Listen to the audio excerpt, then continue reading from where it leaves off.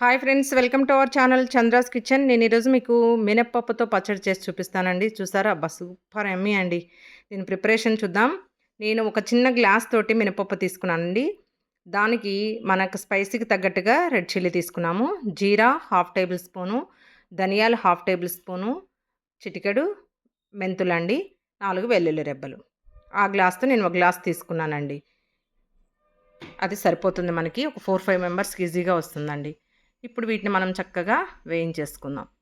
బాండీ పెట్టుకొని ఒక టేబుల్ స్పూన్ ఆయిల్ వేసుకొని ఇవి వేగిన తర్వాత ఇప్పుడు మినపప్పు వేద్దాం.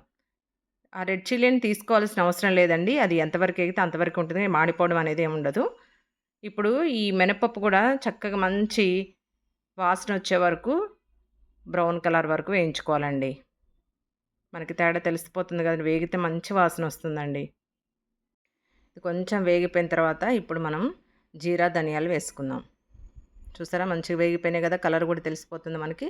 ఇప్పుడు ధనియాలు, జీరా వేసేసుకుందాం. ఎందుకంటే ముందే వేసేసుకుంటే మాడిపోతాయండి. కొంచెం మినపప్పు టైం పడుతుంది కాబట్టి కొంచెం వేగిన తర్వాతే వేసుకోవాలి మనం. ఈ 2 కూడా ధనియాలు, జీరా కూడా మంచి గోల్డెన్ బ్రౌన్ కలర్ వరకు చూసారా? అలా వచ్చే వరకు వేయించుకోవాలండి. పచ్చడి మంచి రుచిగా ఉండాలి అనంటే ఈ వేయించుకోవడంలోనే ఉంటుందండి. ఇలా మంచిగా డ్రై రోస్ట్ చేసుకోవాలి. దీనికి సరిపడా నేను కొంచెం చింతపండు నానబెట్టుకున్నానండి. నానబెట్టుకొని దీన్ని ఉడకబెట్టుకోవాలండి. అలా బాయిల్ చేసేసుకుంటే కొంచెం వాటర్ వేసుకొని ఈ వాటర్‌ని మనం చట్నీలో యాడ్ చేసుకోవచ్చు. ఇలా చేయటం వల్ల ఏమవుతుందంటే ఇది 1 వీక్ 10 డేస్ వరకు నిల్వ ఉంటుందండి. మనం బయట పెట్టినా కూడా పాడవదు. చల్లారిన తర్వాత అలా మిక్సీ జార్‌లో వేసేసుకొని ఆ చింతపండు ఉంది కదండీ! దాన్ని కూడా మనం వేసుకుందాం. ఫస్ట్ ఇది గ్రైండ్ చేసేసుకొని దీనికి టేస్ట్‌కి సరిపడా సాల్ట్ వేసుకుందాం ఇప్పుడు. వేసుకొని ఫస్ట్ గ్రైండ్ చేసుకుందామండి. చూసారా? పౌడర్ చక్కగా మెదిగిపోయింది కదండీ! ఇప్పుడు మనము చింతపండు పెట్టుకున్నాం కదండీ ఆల్రెడీ. ఆ చింతపండు వేసేసుకుందాం. వేసేసుకొని వాటర్ కూడా చూసారా? ఒక తిప్పిన తర్వాత ఇప్పుడు వాటర్ అవసరం అవుతది కదండీ! మరి పౌడర్ లాగా ఉంది కదా! ఆ వాటర్ వేసుకొని 4 వెల్లుల్లి రెబ్బలు ఆల్రెడీ పెట్టుకున్నాం కదా! అవి కూడా వేసేసుకొని ఒకసారి గ్రైండ్ చేసుకుందాం.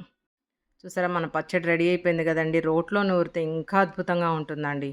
అది అవైలబిలిటీ లేక చేయలేదు నేను. నెక్స్ట్ టైం ట్రై చేస్తాను. దీనికి కొంచెం పోపు పెట్టుకోవాలి. లేకపోయినా బావుంటుంది. కమ్మగా నెయ్యి వేసుకొని వేడి వేడి అన్నంలో తింటే సూపర్ ఉంటుందండి. కొంచెం డెకరేషన్ కోసం చక్కగా అలా పోపు వేసుకొని చిటికెడు ఇంగువ అండి. ఇంగువ ఉంటేనే కదండీ దాని టేస్ట్ తెలుస్తుంది. పోపు, చిటికెడు పసుపు, ఇంగువ, 4 కర్రీ లీవ్స్ ఫైనల్‌గా వేసుకొని అలా ఒక హాఫ్ టేబుల్ స్పూన్ అండి ఆయిల్, ఎక్కువ వేయాల్సిన అవసరం లేదు. ఈ పోపు పైన వేసుకుంటే గుమగుమలాడుతూ wow! Super yummy and tasty అండి. మీరు కూడా తప్పకుండా ఇలా ట్రై చేయండి. నేను కంది పచ్చడి కూడా చేసి చూపిస్తాను. సూపర్‌గా ఉంటుందండి.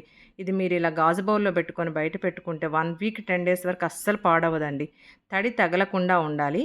మీరందరూ కూడా ఇలానే ట్రై చేయండి. రైస్‌కి గాని, టిఫిన్స్‌కి గాని బావుంటుంది. Thank you friends. Thank you for watching.